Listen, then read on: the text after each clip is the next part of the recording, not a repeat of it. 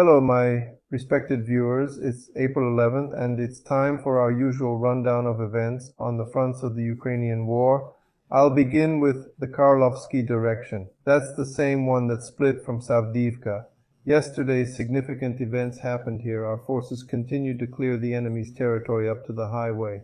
Well, wouldn't really call it a highway, but nonetheless, it's a road with hard covering between the settlements of Umanskoye and Netaylovo. In general, the enemy was pushed back beyond it. The only place where we haven't managed to do this as of this morning is the southwest part of Umanskaya. The southeastern part is under our control. Fierce fights are ongoing for control over the whole southern part of Umanskoye, and this way we'll conclude cleaning this territory. The enemy will likely try to delay our advance, taking advantage of the gradually narrowing pass between the two rivers, which is conditionally targeted by drones from both sides. Thus, they are trying to neutralize the threat of our further advance. Nonetheless, our troops are likely to proceed regardless of these threats, and I expect that eventually we'll try to cross to the other side of the Dunaya River. The bridgehead in Semyonovka, where, by the way, our forces continue to successfully advance, will probably be used.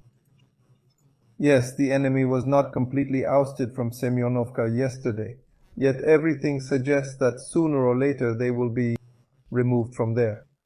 In the end, this bridgehead will be utilized not only to advance to the island in the future, but also to strike at the rear of the enemy's defense group, which is defending the northern part of Umanskoye.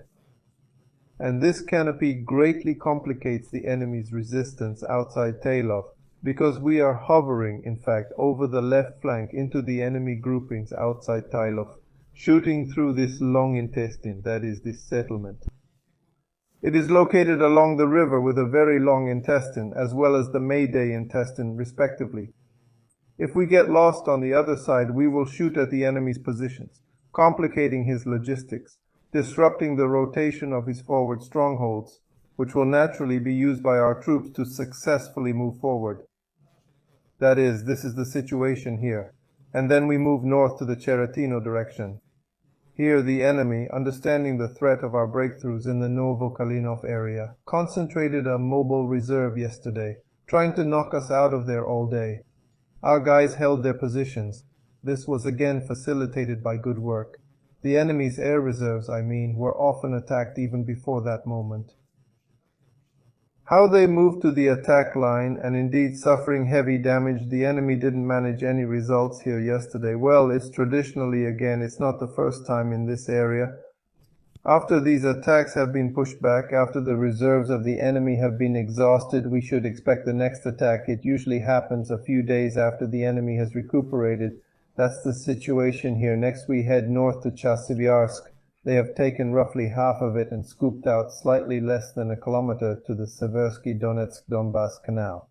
The enemy is desperately trying to secure their line of defense. Our planes and artillery continue to target it, destroying his reserves and softening the front line, which will clearly be attacked in the near future. The same thing is happening in Chasov itself, the canal micro-district. Our forces are gradually attempting to advance into its eastern part and taking individual houses under their control nevertheless.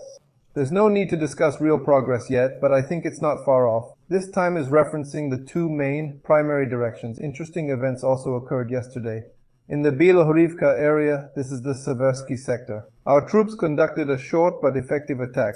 So the attack yesterday in the Bilohorivka area really reminds me of preparations for the main assault on the mountain. As the White Mountain here, it sustains all of the enemy's positions. It's the backbone of their defense, and if they lose it, the enemy will be pushed back not just here, but to the very outskirts of Seversk. Even in the Serebryansky forest, their positions will already be exposed on all flanks, and so they will have to completely surrender these positions, which will immediately simplify the situation for us in the Lyman sector. So the key to the enemy's defense on this sector is the White Mountain. Our troops earlier took control of the mountain's eastern slope, and yesterday it was the southern one.